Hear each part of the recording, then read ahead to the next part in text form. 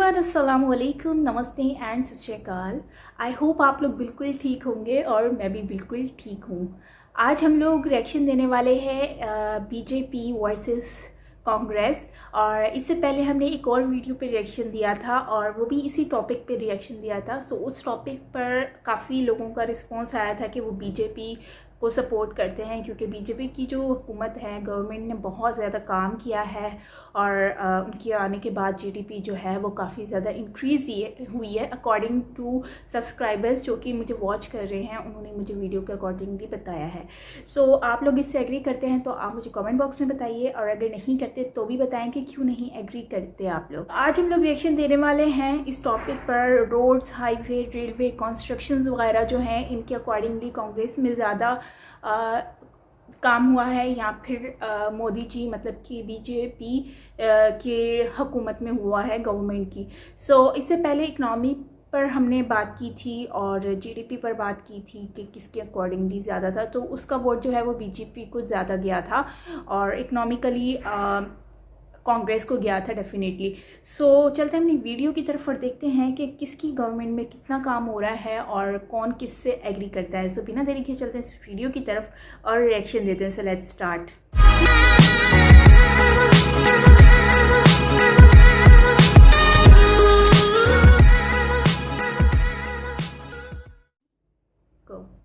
Video शुरू करने से पहले मैं आपको एक बात क्लियर करना चाहता हूं कि मैं किसी भी पॉलिटिकल पार्टी का सपोर्ट नहीं कर रहा हूं इस वीडियो में। जो exact figure ministry of roads, transport and highways के द्वारा दिए गए हैं उन्हें बता रहा हूं। तो नमस्कार दोस्तों, स्वागत करते हैं आपका चार्जिंग पॉइंट हिंदी में। दोस्तों, आज के इस वीडियो में हम बात करेंगे भारत के इंफ्रास्ट्रक्चर के बारे में, इंफ्रास्ट्रक्चर के इंपॉर्टेंस के बारे में, और साथ में कंपेयर करेंगे कांग्रेस और बीजेपी को। इन दोनों के टेन्योर में किसने कितना रोड बनाया है, कितना हाईवे बनाया है, कितना रेल ट्रैक बनाया है, और भी बहुत कुछ। तो जुड़े रहिए आप इस वीडियो के साथ। हेनरी फोर्ड का एक बहुत ही फेमस क्वेट है इंफ्रास्ट्रक्चर को लेके। US doesn't have good roads because it's rich, but rich because it has good roads. मतलब अमेरिका में अच्छी रोड इसलिए नहीं है कि वो एक अमीर देश है। अमेरिका अमीर ही अपनी अच्छी रोड्स की वजह से हुआ है। मतलब आजादी के बाद अमेरिका ने अपने यहाँ के इंफ्रास्ट्रक्चर में इन्वेस्ट किया, रोड बनाया, हाईवे बनाया। उसी की वजह से आज अमेरिका एक अमीर देश बना है। बहुत से लोग अब भी नहीं समझ पा रहे होंगे कि मैं क्या बोलने की कोशिश कर रहा हूं, तो मैं आपको समझाता हूं। देखो, जब कोई भी देश अपने यहाँ की अर्थव्यवस्था को मजबूत करना चाहता है तो वो देश अपने यहाँ के इंफ्रास्ट्रक्चर पे इन्वेस्ट करता है। इंफ्रास्ट्रक्चर पे इन्वेस्ट करने का मतलब है देश में रोड बनाना, हाईवे बनाना, रेल बनाना, पोर्ट बनाना, एयरपोर्ट बनाना जैसी तमाम चीजें शामिल होती हैं। इंफ्रास्ट्रक्चर में इन्वेस्ट करने से देश को सिर्फ अच्छी रोड्स, हाईवे, ब्रिजेस नहीं मिलते हैं, देश की इकोनॉमिक डेवलपमेंट भी खूब होती है। आपको बताता हूँ कैसे। जब किसी देश में अच्छी रोड्स होती हैं तो उस देश में ट्रांसपोर्ट कनेक्टिविटी स्ट्रांग हो जाती है, जिससे आने जाने में टाइम ड्यूरेशन कम लगता है। लोग आसानी से कम टाइम में अपनी ट्रैवलिंग को पूरा कर लेते हैं। बिजनेस को फायदा होता है, आप कम टाइम में अपना प्रोडक्ट देश के किसी भी कोने में भेज देते हैं। ट्रांसपोर्टेशन कॉस्ट कम लगती है, जिससे टाइम और पैसा दोनों बचता है। एक एग्जाम्पल के जरिए समझाता हूँ आपको। चाइना में आप बीजिंग से शंघाई 12 घंटे में पहुंच सकते हैं। दोनों के बीच डिस्टेंस 1214 किलोमीटर की है। वहीं भारत में आप दिल्ली से मुंबई 24 घंटे में पहुंच सकते हैं। दोनों के बीच डिस्टेंस 1419 किलोमीटर की है। बीजिंग से शंघाई और दिल्ली से मुंबई के डिस्टेंस में 200 किलोमीटर का डिफरेंस है, पर टाइम का 12 घंटे का डिफरेंस है। सोचो, अगर आप बिजनेस या जॉब रिलेटेड ट्रेवल कर रहे हो या कोई प्रोडक्ट सप्लाई कर रहे हो तो भारत में आपको एक दिन लगेगा, वहीं चाइना में आधे दिन में काम खत्म हो जाएगा। इसी को कहते हैं प्रॉपर इंफ्रास्ट्रक्चर, जो भारत में नहीं है।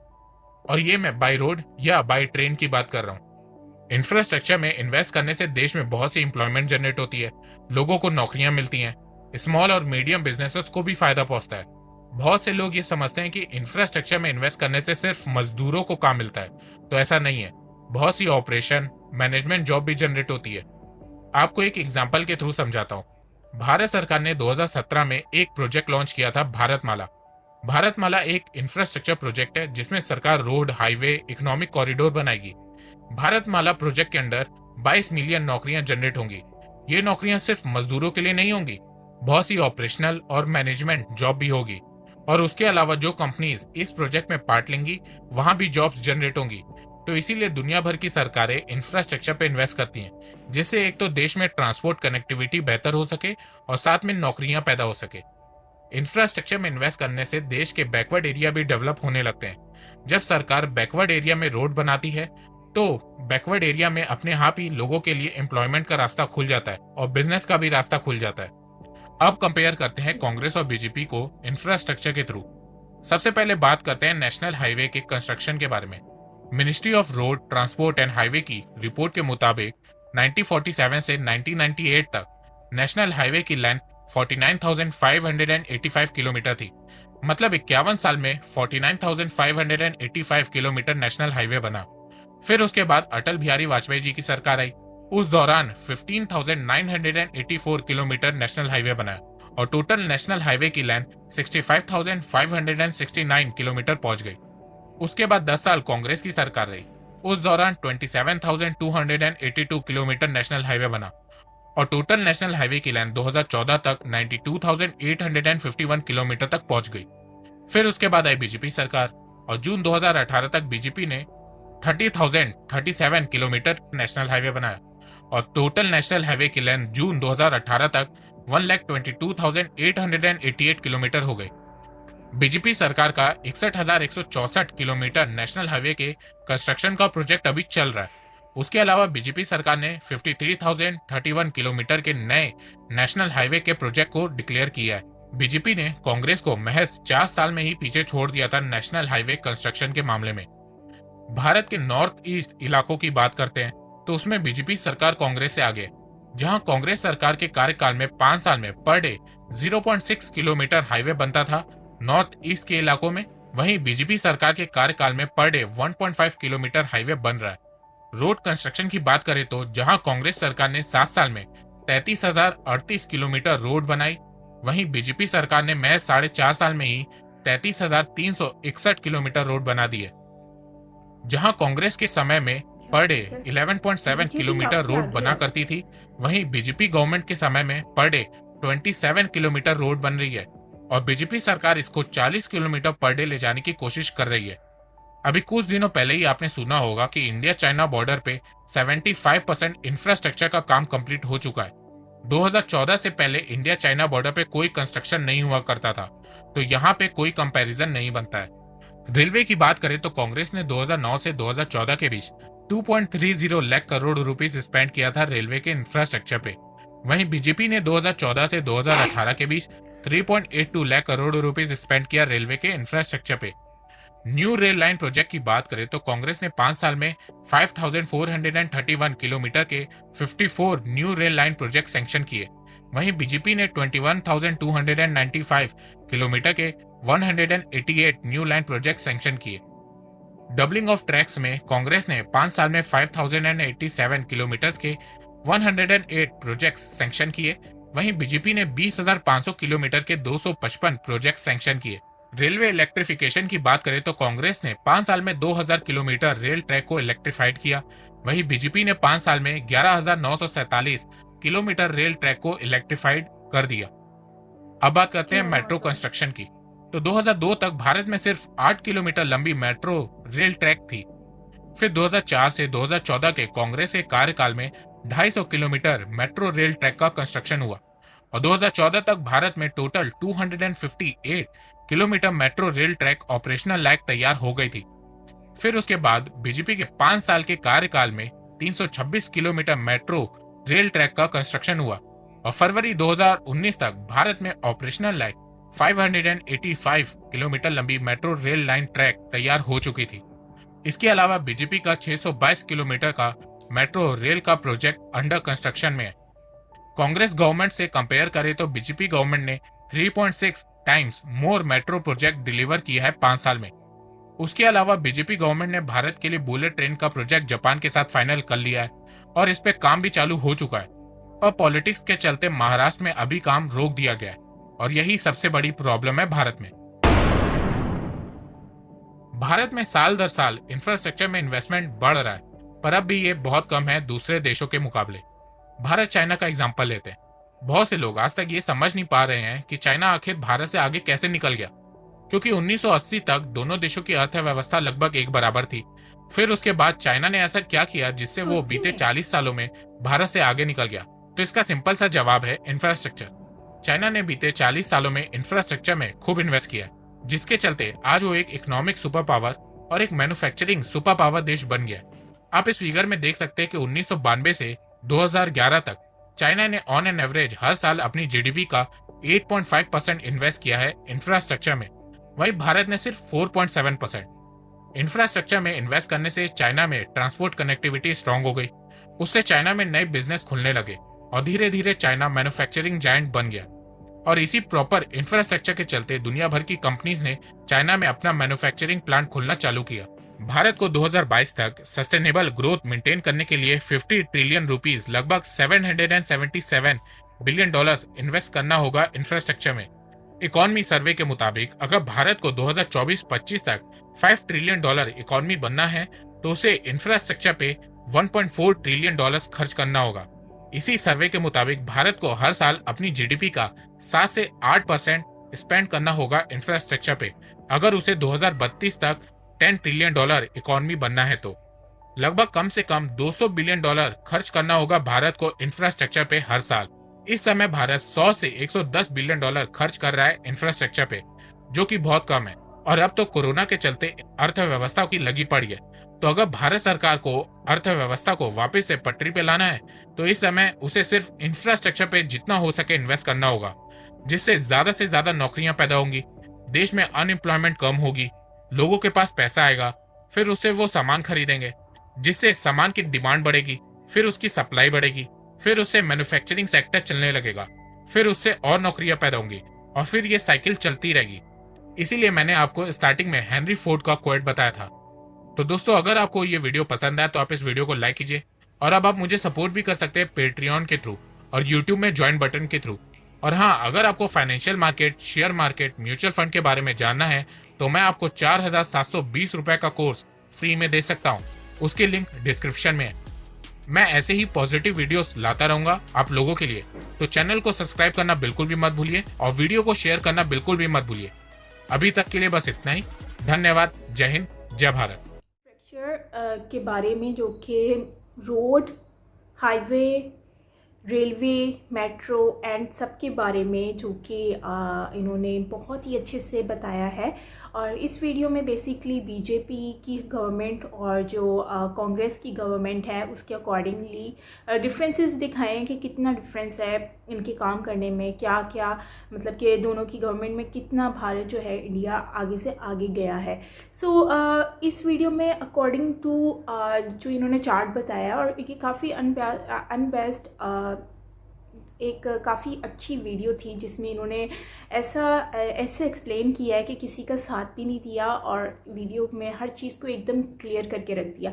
अब इसकी कहाँ तक रियलिटी है वो आप कमेंट बॉक्स में मुझे बताइएगा, क्योंकि मैं तो वीडियो देखकर ही रिएक्शन देती हूँ। सो ऐसा ना हो कि कुछ इसमें उल्टा पुल्टा हो या कुछ आगे पीछे हुआ हो। सो वो आप मुझे कमेंट बॉक्स में अगर सजेस्ट इन्फॉर्मेशन शेयर करेंगे क्या राइट है क्या रॉन्ग है तो अच्छा लगेगा, मेरी नॉलेज में भी इजाफा होगा। सो अगर चलते अपनी वीडियो की तरफ, तो मैं सबसे पहले इस वीडियो को देखने के बाद मेरे जहन में ये ख्याल आया, मैं यही सोच रही थी कि कांग्रेस ने मतलब कांग्रेस का काम इतना स्लो क्यों था, मतलब कि कांग्रेस की गवर्नमेंट में इतना मतलब कि जहाँ तक मैंने देखा है कांग्रेस के सपोर्टर्स भी बहुत ज़्यादा कम हैं, बीजेपी के सपोर्टर्स बहुत ज़्यादा है, मतलब वोटर्स बहुत ज़्यादा हैं और उनको पसंद भी किया जाता है बीजेपी को, और इन लोगों की गवर्नमेंट में ज़्यादातर काम भी हुआ है। लेकिन अगर हम बात करते हैं कांग्रेस की, तो कांग्रेस में मतलब कि इतना जो प्रोग्रेस है वो इतना डाउन क्यों है, क्यों हुई डाउन, और उसको इतना लोग क्यों सपोर्ट नहीं कर रहे? क्योंकि मैंने उनके वोटर्स लास्ट वीडियो में भी उनके सिर्फ 1 से 2 वोटर्स देखे हैं और उसके अलावा सारे बीजेपी के थे। और अगर हम बात करते हैं इस वीडियो के कमेंट बॉक्स की, तो मैंने इस वीडियो में देखा कि लोग ज़्यादातर बीजेपी को ही सपोर्ट करते हैं।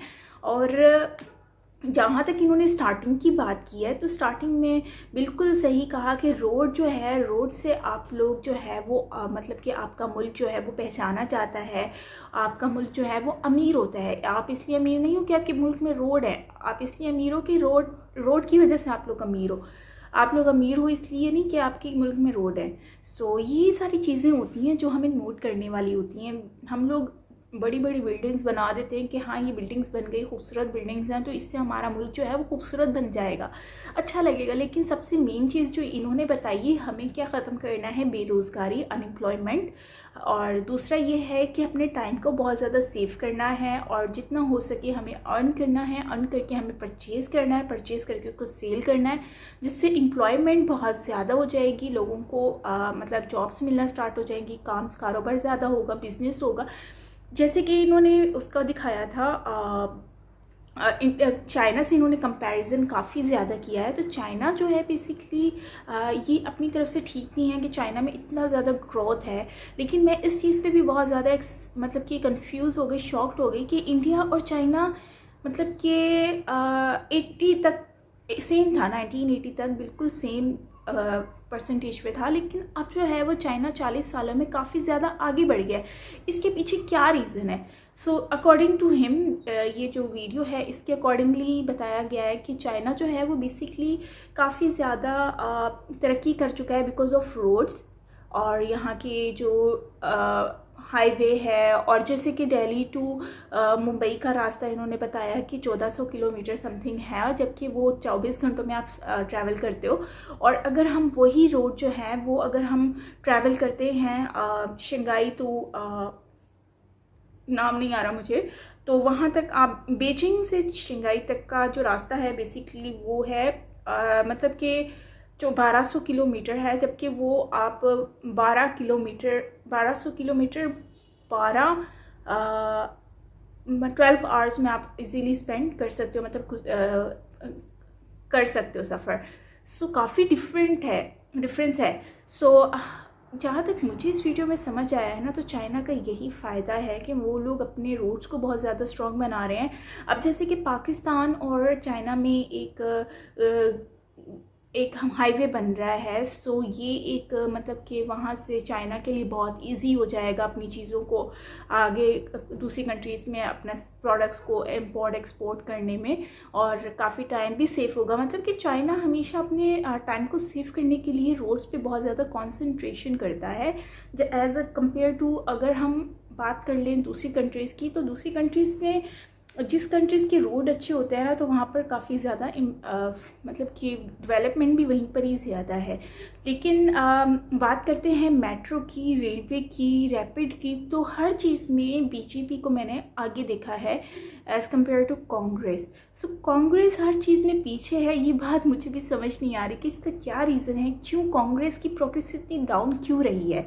सो अगर आप इस बारे में कुछ जानते हैं या आपके पास कोई इन्फॉर्मेशन हो तो प्लीज़ आप मुझसे ज़रूर शेयर कीजिएगा, क्योंकि मैं जानना चाहती हूँ कि कांग्रेस की प्रोग्रेस इतनी डाउन क्यों रह रही है, और मतलब हो चुकी है या फिर उनको इतना पीछे वो चले गए हैं कि पब्लिक अब, मतलब मुझे नहीं लगता कि कांग्रेस को अब आगे जाकर चांस मिलने वाला है।